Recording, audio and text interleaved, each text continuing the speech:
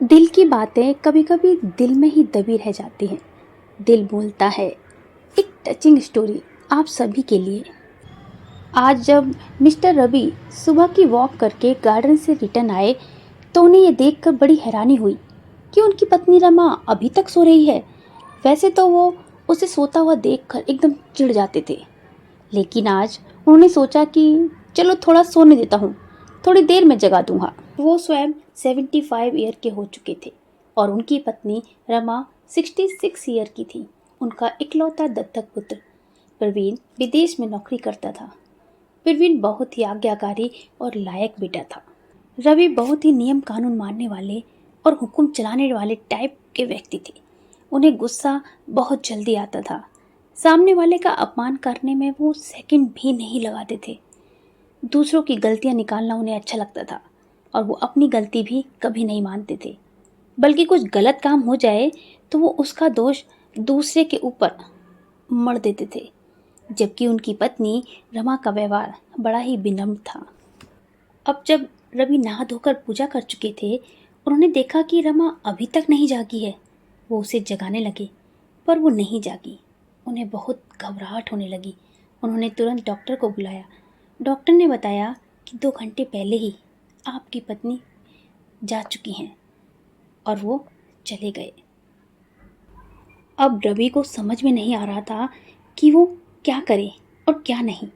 फिर उन्होंने सोचा कि सबसे पहले अपने बेटे को फ़ोन करता हूँ। वो अपनी मृत पत्नी के शरीर के पास से उठने लगे तो उन्हें ऐसा लगा कि कोई बोल रहा है और किसी के रोने और बोलने की आवाज़ आ रही है। फिर उन्हें लगा कि शायद ये मेरा भ्रम है, क्योंकि इस समय तो घर में सिर्फ और सिर्फ मैं ही हूँ। वो इधर उधर देखने लगे।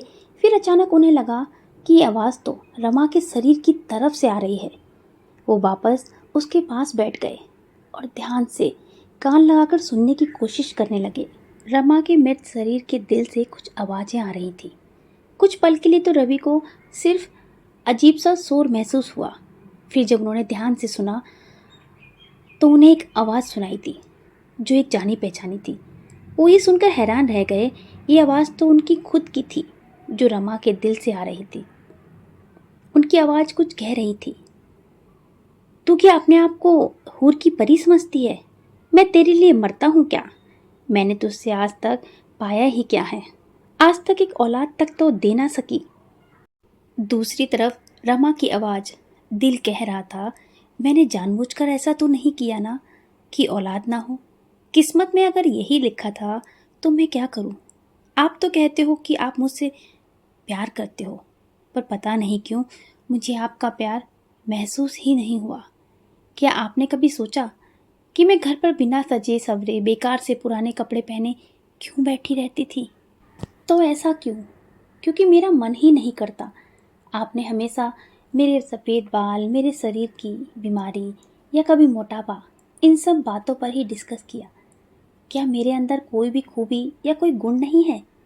दूसरे पतियों को देखती हूँ तो वो अपनी पत्नी की जरा सी खूबी होने पर भी बढ़ चढ़ कर तारीफ करते हैं। उनकी पत्नियाँ खुश रहकर सुंदर दिखती हैं, लेकिन जब मन के अंदर खुशी ना हो तो बाहर से इंसान कैसे सुंदर लग सकता है? फिर कुछ पल की शांति छा गई। फिर एक और आवाज़ सुनाई दी। हालांकि एक छोटी बात है, लेकिन इससे मुझे बहुत धक्का लगा था। जब रक्षाबंधन पर आपने कहा कि मेरी बहन आएगी और तू यहाँ नहीं होगी तो कैसा लगेगा? मैं ये सोच कर रुक गई कि आप सही कह रहे हैं और अपनी राखी मैंने डाक से भिजवा दी। और जब रक्षाबंधन बीत गया तो आपने ये कहा कि मैंने तुझे जाने से कब रोका था? तू तो अपनी मर्जी से ही नहीं गई। एक तरीके से आपने मुझे रोका ही था और अब आप अपनी बात से पलट रहे थे। इस बात का मुझे बेहद दुख हुआ। और आप दूसरों के सामने हो या अकेले में हमेशा मेरा अपमान करते रहते हो। छोटी छोटी बात पर गुस्सा करते हो, गाली देते हो और फिर कहते हो कि तू बुरा मत माना कर। मैं ऐसा ही हूँ। मैं ये पूछना चाहती हूँ कि अगर आपके साथ कोई ऐसा व्यवहार करे और कहे कि मैं ऐसा ही हूँ तो आपको कैसा लगेगा? ऐसा लग रहा था कि रमा के मन की गांठें खुलती जा रही थी। जो बातें वो जीते जी ना बोल सकी, अब वो बातें उसका दिल बोल रहा था। क्या दिल भी कभी बोलता है? जी हाँ, बोलता है। ये सब बातें सुन सुनकर मिस्टर रवि परेशान हो गए और अचानक उनकी आंख खुल गई। तब उन्होंने चैन की सांस ली कि ये तो एक सपना था, दिल सच में थोड़े ही ना बोलता है।